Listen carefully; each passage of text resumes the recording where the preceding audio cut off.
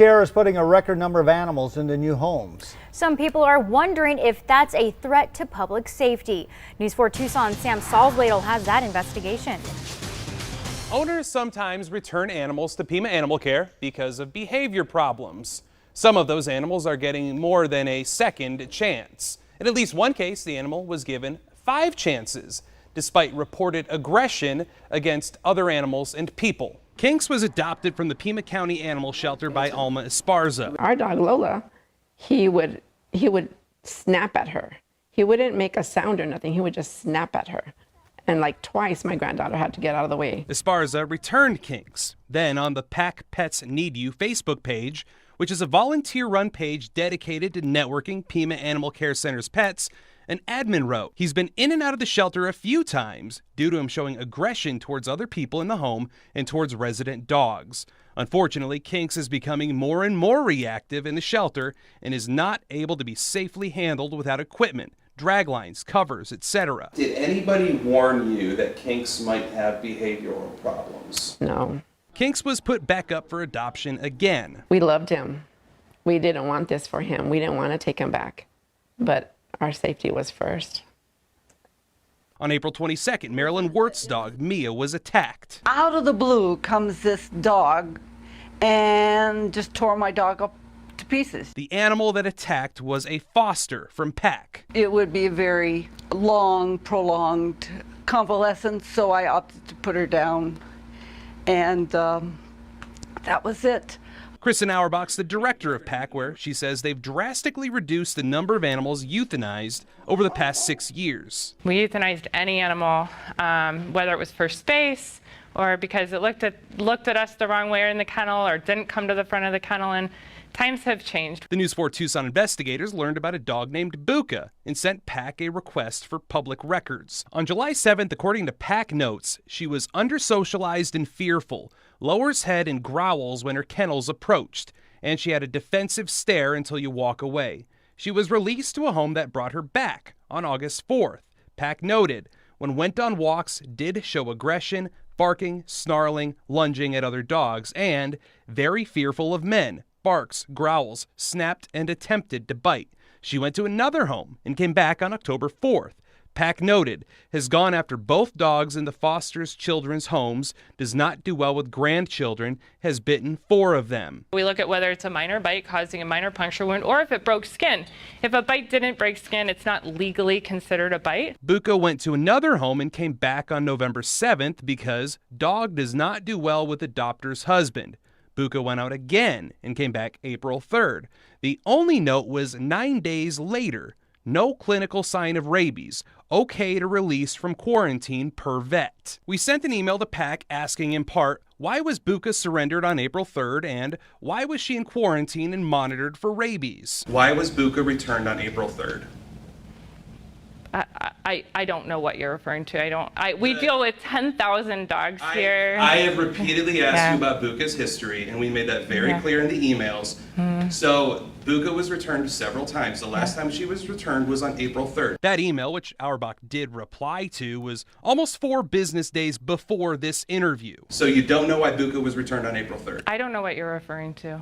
Pack has a team of specialists that evaluates dogs. Sometimes we only have to euthanize 5 a month for behavioral reasons or for a history of aggression, and sometimes it's 5 a week. It really just depends. Pack has changed the way it deals with animals with signs of aggression.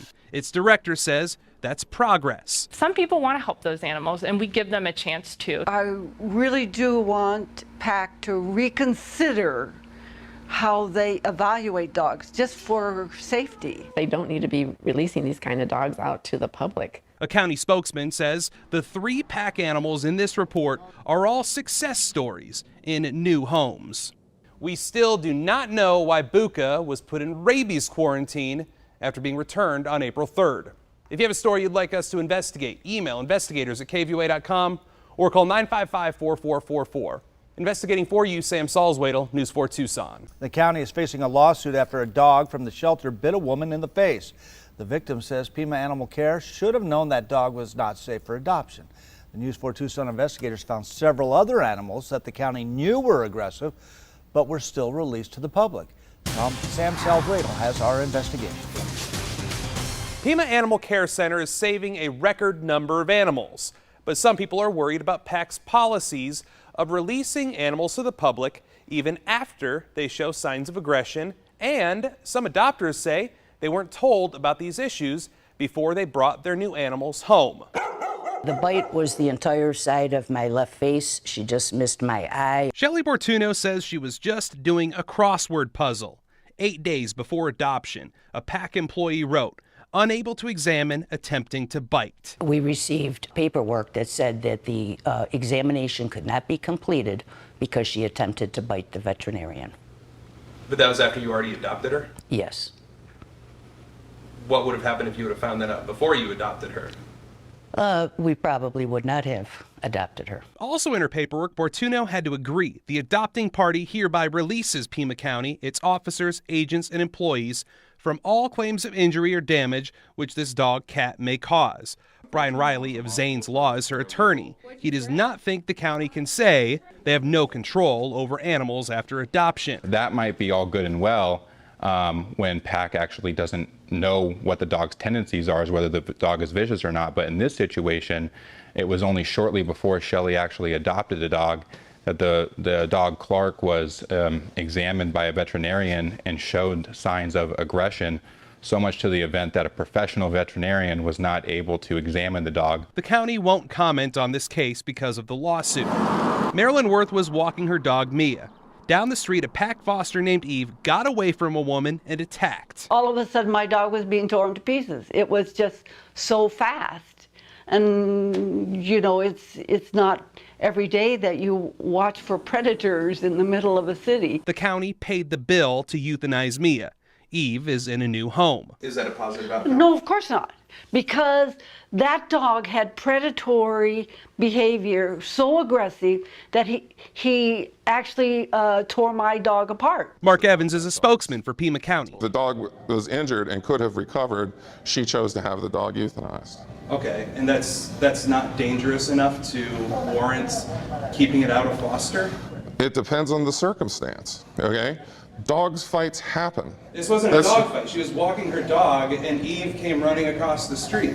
Okay, so negative actions happen with dogs all the time. A dog named Buka was taken in as a stray and returned to PAC 4 more times with notes that included very fearful of men, barks, growls, snapped, and attempted to bite, and has gone after both dogs in the foster's children's homes, does not do well with grandchildren, has bitten 4 of them.